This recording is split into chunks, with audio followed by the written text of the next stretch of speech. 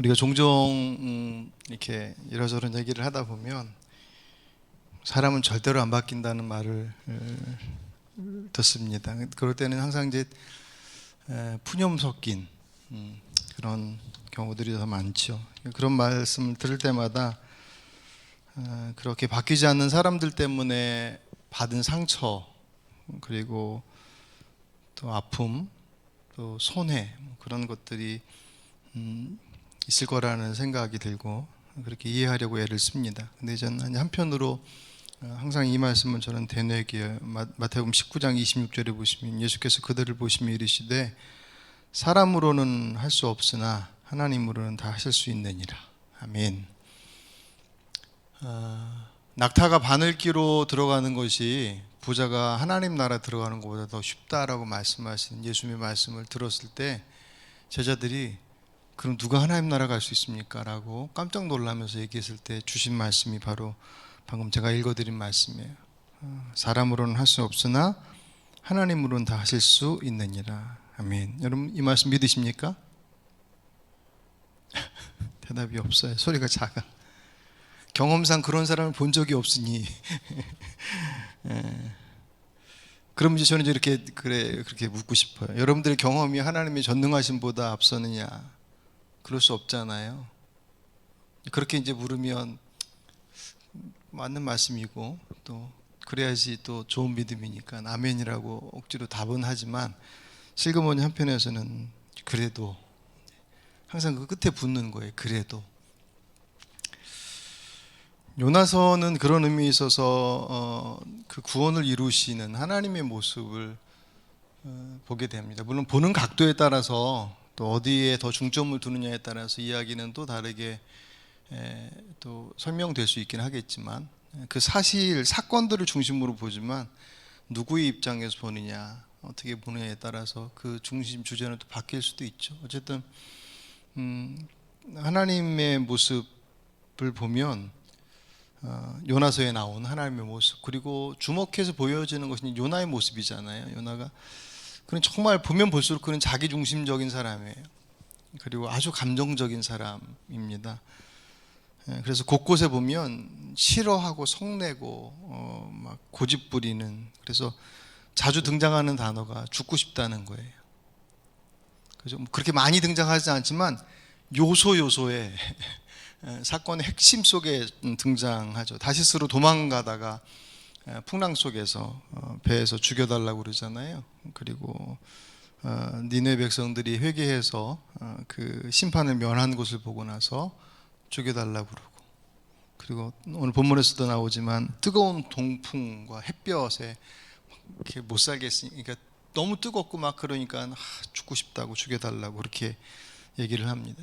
마치 우리 그 입버릇처럼 죽겠어 뭐 그런 표현이 있잖아요.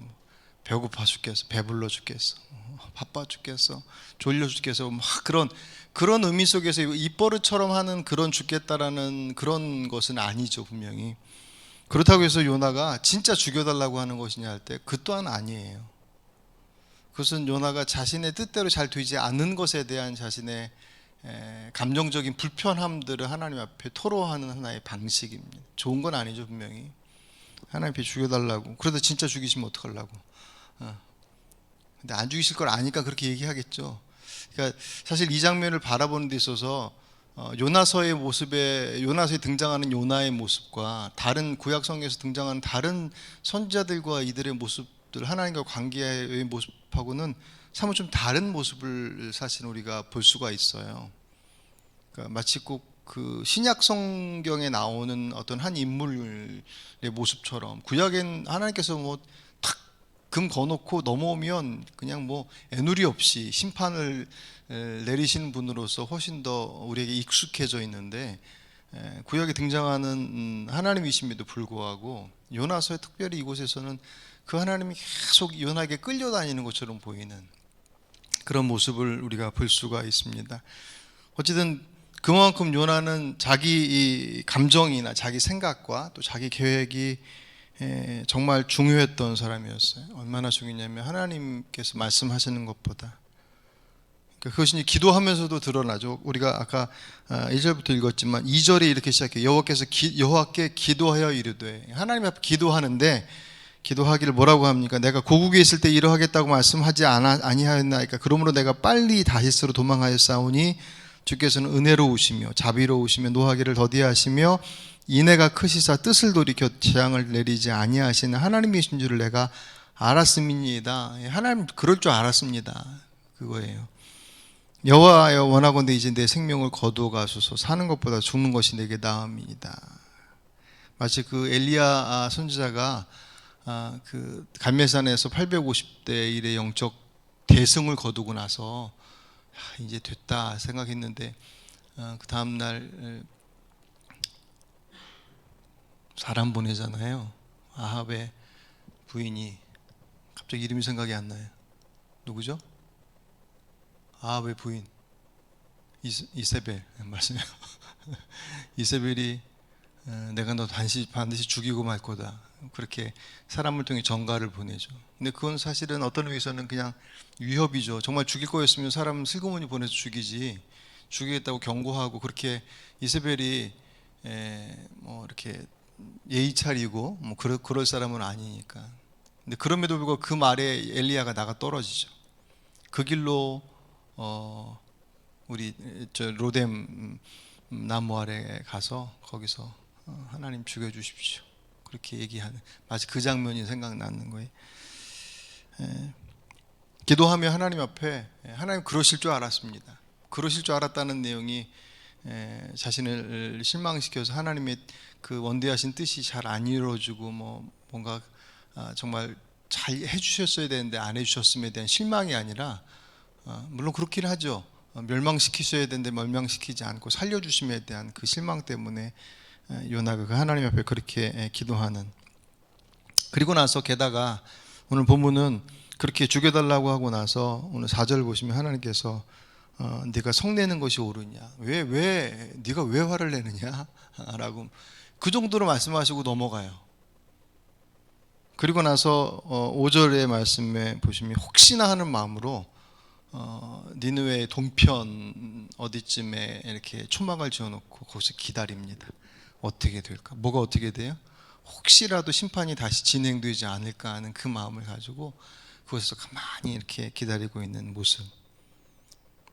그러니까 이 정도 되면 뭐 이런 사람이 다 있나 싶은 거죠. 적어도 선지자인데. 근데 가만히 보면 사실 그 선지자 요나의 모습 속에 우리들의 모습들이 사실 이렇게 슬그머니 보여요. 요나만큼 직설적이거나 대범하지 못할 뿐이지 사실은 이렇게 애둘러서 이게 더 좋은데, 앞에서 이렇게 대놓고 얘기는 하지 못하지만 그래도 이게 더 좋은데, 그리고 소심하게 반항하죠.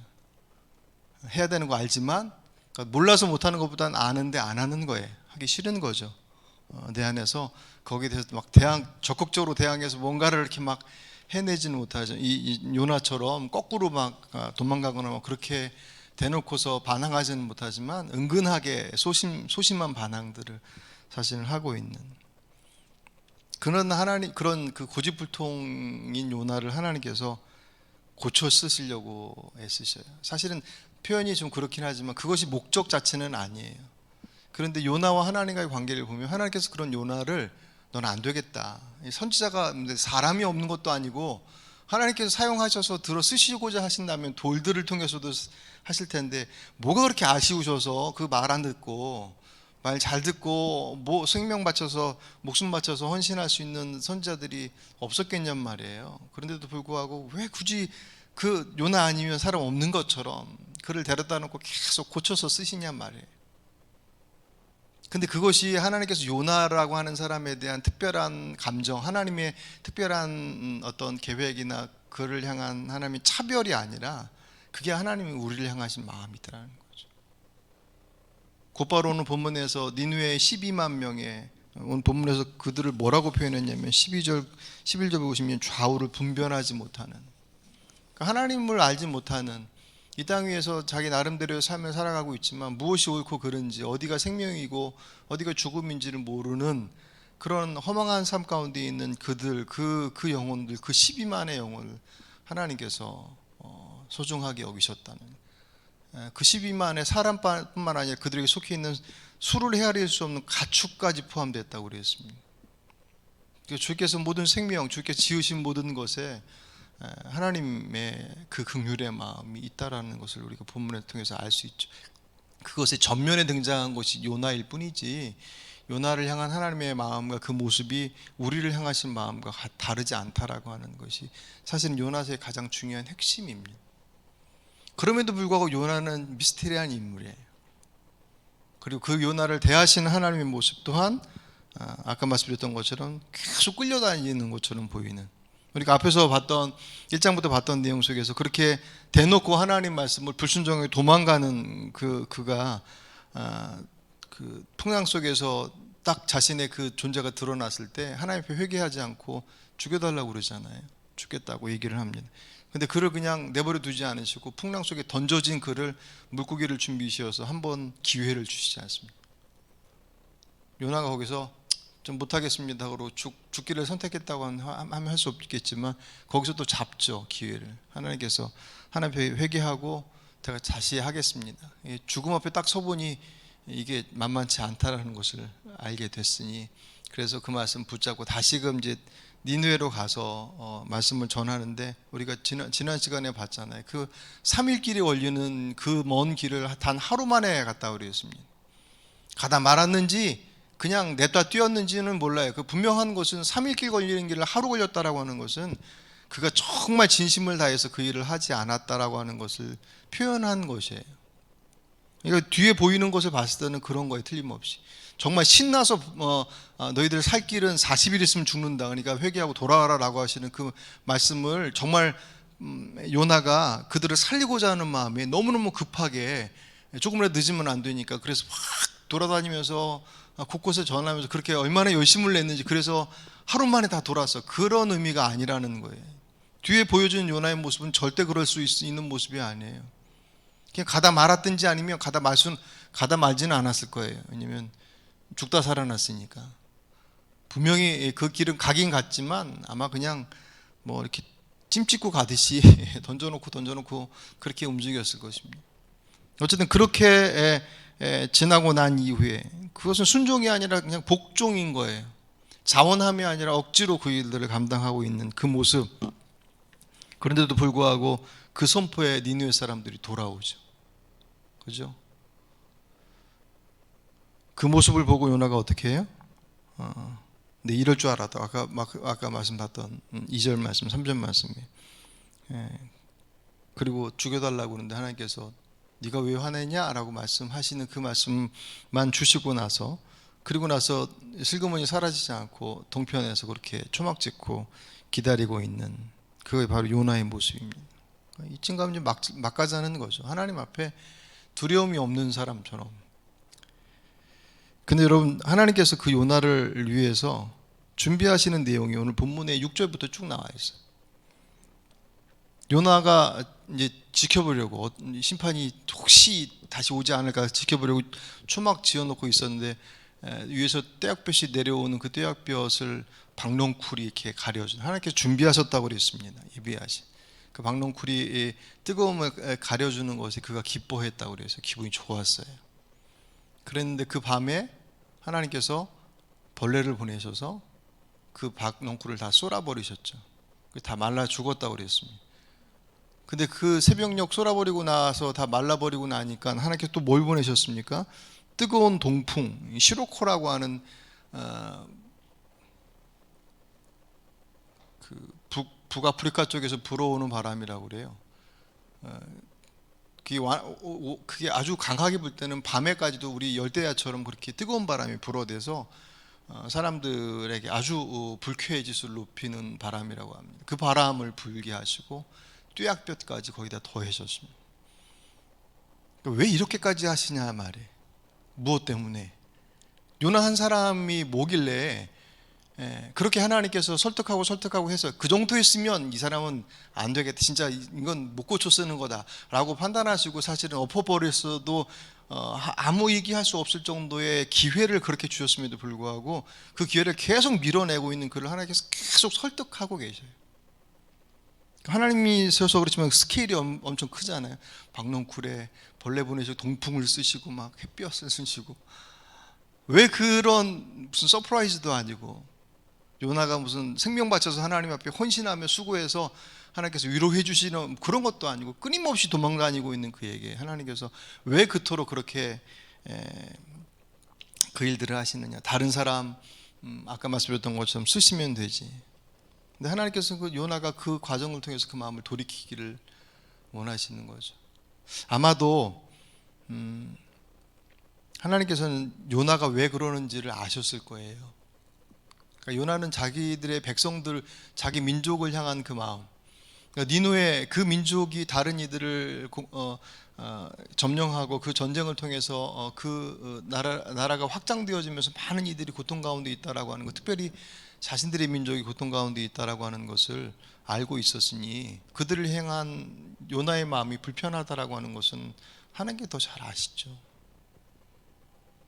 그가 어떤 마음을 가지고 그들에 대해서 그렇게 등지고 있는지에 대해서 주님께서 아시는 것만큼이나 하나님께서는 요나가 하나님의 마음을 알기를 원하시는, 그러면서 준비하신 것이 그 박농쿨이었죠. 오늘 본문의 10절에 10절과 11절을 좀 같이 다시 한번 보실까요? 10절 11절 있습니다. 여호와께서 이르시되 네가 수고도 아니하였고 재배도 아니하였고 하룻밤에 났다가 하룻밤에 말라버린 이 박농쿨을 아꼈거든 하물며 이 큰 성읍 니느웨에는 좌우를 분별하지 못하는 자가 12만여 명이요 가축도 많이 있나니 내가 어찌 아끼지 아니하겠느냐 하시니라. 아멘. 야, 넌 네가 심지도 않고 그냥 너에게 잠깐 그 햇볕을 가려주고 그 시원함을 줬던 그 박농쿨, 그게 있고 없음 때문에 죽여달라고까지 얘기를 했거든요. 그 뜨거운 게 하도 짜증이 나니까 못 살겠습니다 그렇게 얘기할 정도로 그것을 그렇게 아꼈으면서도 이곳에 12만여 명이 넘는 좌우를 분별하지 못하는 그 생명들이 있는 그들을 내가 아깝게 여기는 거, 그거 당연한 것 아니겠느냐 라고 말씀하시는, 내가 네 마음 알겠는데 너도 내 마음 알아야 되지 않겠느냐라고 하는, 그 일을 이루시겠으면 여태까지 계속 그 과정들을 이루어가고 계시는 것이 하나님의 모습이에요. 사실 이것은 구약 속에 나타나는, 구약의 하나님은 말씀드렸던 것처럼 전쟁의 신이라고 불려질 만큼 무슨 전쟁에서 막 진멸하라고 말씀하시는 부분들이 하도 많이 나오니까 하나님은 정말 정도 없이 그냥 조금만 틀어지면 그냥 끝장내는 것처럼 보여지지만 요나서에 나타나는 하나님의 모습이 사실 하나님의 본래의 모습에 훨씬 더 가까운 모습들입니다. 하나님의 마음을 아는 것, 우리가 그 하나님 앞에 그분께서 우리에게 어떤 마음을 가지고 또 그분께서 어떤 마음으로 세상을 바라보고 계시는지에 대한 것들을 하나님께서는 알기를 원하시고, 그 마음을 가지고 세상을 바라보고 그 마음을 가지고 사람을 바라보고 그 마음을 가지고 내 자신을 바라보는 그 모습을 주께서 원하시는 것 아니겠는가. 오늘 우리들 안에서 내가 뭔가를 틀어주고 하려고 하면 잘 될 때는 뭐 잘 되겠지만 잘 안 될 때는 아까 요나가 했던 것처럼 죽겠다는 말이 막 이렇게 쉽게 나와요. 전에 어느, 제가 아직도 기억하는 것이, 오늘 설교 제목을 그렇게 해놨어요. 죽겠다, 죽게 있다. 오늘 부흥사 목사님이 하시는 얘기 머릿속에 딱 bek혀가지고, 내가 쥐고 틀어주고 있으면 죽겠다는 거예요. 안 돼요. 해도 안 되고, 잘 돼도 문제, 안 돼도 문제. 그것을, 그 주권을 그분 앞에 맡겨 놓는 것, 그 생명이 그분 앞에 있을 때 그 길이 살 길입니다. 사람은 변하지 않아요. 왜냐하면 내가 여전히 그 삶의 주체를 가지고 있을 때는 절대로 변할 수 없어요. 왜냐하면 그 본능은 살고자 몸부림치기 때문에 내가 살 길을 찾아서 내가 내 인생의 주인이 되고 내 삶을 이끌어 가는데 내 경험과 지식과 모든 것들을 통틀어서 살 길을 찾아 헤매는 그 길은 하나님 없이 살 때는 절대로 변할 수 없습니다. 주인이 바뀌면 변해요. 아까 말씀드렸던 마태복음 19장에 사람으로 할 수 없지만 하나님은 하실 수 있다고 말씀하신 그것은 그 사람의 의지와 뭐 그런 것들과 상관없이 하나님께서 강권하시면 하시겠다, 그렇지 않아요. 그랬다고 한다면 오늘 본문에 하나님께서 요나의 모습을 굳이 그렇게 질질 끌어가시면서 그렇게 하셨겠느냐. 제가 늘 말씀드리는 것처럼 주님께서는 억지로 갖다 끌어 앉히시면서 그 마음속에 없는 것들이 있는 것처럼 얘기하라고 하지 않으시더란 말이에요. 계속 설득하십니다. 그래서 기회를 주시고, 어떤 이들은 그 기회가 자꾸 틈이 되니까 하나님 차라리 그냥 몰아가시죠 라고 얘기하기도 하지만, 주님의 일하시면 우리들이 생각하는 것과는 많이 다른 경우들이 많이 있습니다. 이게 우리가 가지고 있으면 죽겠다라고 하는 말이 계속 반복될 수밖에 없어요. 나도 그렇고 누구도 그렇고 우리들의 삶도 그렇습니다. 근데 그 주권이 그분 앞에 있음을 인정할 때, 그분이 내 삶의 주인 되심에 대한 것들을 온전히 고백할 때 모든 것이 주께 있습니다라는 고백이 절로 나옵니다. 사람은 변할 수 있습니다. 믿으시길 바랍니다. 그건 주님의 말씀입니다. 사람으로 할 수 없으되 하나님은 하실 수 있습니다. 갈라디아서 2장 20절 말씀처럼 이미 내가 십자가에 함께 못 박혀 죽었나니, 내가 죽고 그 말씀으로 내 삶을 이끌어 갈 때 내 안에 그 하나님의 일하심의 모습들이 내 안에서 경험되어서 나를 통해서 이 땅 위에서 얼마든지, 그것은 시대를 불문하고 문화, 모든 것들을 불문하고 통용되어지는 것이, 왜? 하나님은 그 이전의 하나님이나 오늘의 하나님이나 앞으로 오실 날들의 하나님이나 동일하신 분이시기 때문에 그 하나님을 신뢰하시고 그분의 마음을 가지고 여러분을 보십시오. 여러분 스스로가 여러분 스스로를 용서하지 못하는 그 질고로부터 벗어나시길 바랍니다. 하나님께서 사랑하심에 오늘 요나의 모습을 대하시는 것처럼 주님께서 커트라인 탁 치우셔놓고 넌 안 되겠다 그렇게 하시는 분이야. 여러분들이 자녀에게 그렇게 하십니까? 아무리 말 안 듣고 중내산에 하더라도 그 자녀이기에 커트라인 딱 거놓고 안 되면 수단과 방법을 다해서 다 하지만 그래도 안 되면, 그것이 부모가 자녀를 향한 마음 것처럼 하나님께서 우리를 향하실 때 말씀대로 살아야 된다라고 하는 기준을 주시지만, 그 기준 앞에 잘 서지 못하는 그 연약함의 모습을 돌아보실 때 경찰관 것처럼 무슨 이렇게 CCTV에서 이렇게 딱 보고 감시하시다가 넌 안 되겠다라고 탈락시키시는 그런 시험관 하나님이 아니라 아버지 하나님이시다. 그 아버지의 마음이 오늘 요나의 모습 가운데, 요나서의 모습 가운데 그대로 드러나는 것처럼 그렇게 저와 여러분을 바라보고 계심을 믿으시길 바랍니다. 그리고 그 하나님이 나를 그렇게 보시듯, 요나를 그렇게 보시듯 니느웨 백성들을 그렇게 보고 계심을 잊지 않고 여러분들의 그 시선을 가지고 여러분의 주변의 사람들을 바라보십시오. 요나는 절대로 용서하지 못할 사람이라고 생각했고 그렇게 결정했고 그렇게 제외시켜 버렸지만, 하나님께서는 그들을 향한 마음을 절대로 놓지 않으셨습니다.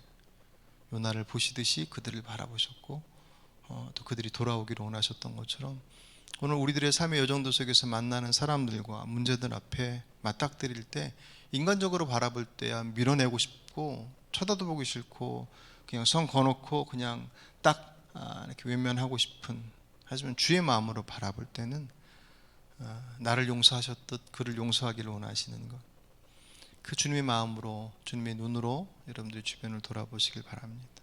코로나19의 이 혼란한 시대들 속에서 더욱더 어떻게 살아가는 것이 참 온전한 삶일까라고 하는 것에 대한 물음을 더 깊이 하게 되는 때입니다. 오늘 이 저녁 여러분들 기도하시는 가운데 하나님의 마음을 갖기를 원합니다.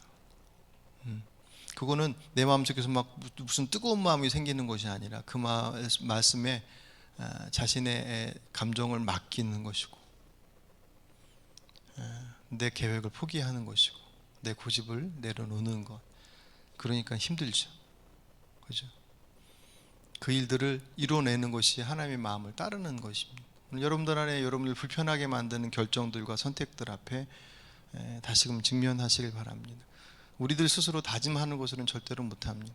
하나님께서 도와주시기를 구하고 그렇게 이끌어가기를 원할 때 주께서 그 길을 열어주신다라고 하는 영적 원리들을 기억하시고 그것을 위해서 기도하시는, 오늘 특별히 이 저녁 그것을 위해서 기도하시는 시간이 되시길 주의 이름으로 축복합니다. 자, 기도하겠습니다. 주님